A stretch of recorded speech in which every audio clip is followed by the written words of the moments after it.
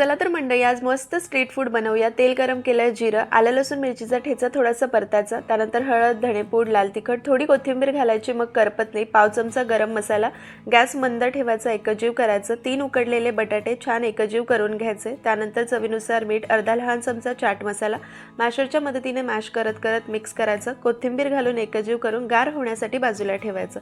मिक्सरच्या भांड्यामध्ये आलं, हिरवी मिरची, मुठभर कोथिंबीर, चवीनुसार मीठ, अर्धा लिंबाचा रस, पाव चमचा चाट मसाला, एक ब्रेड स्लाइस तोडून त्यामध्ये घालायची, अगदी थोडंसं पाणी घालून दाटसर चटणी वाटून घ्यायची।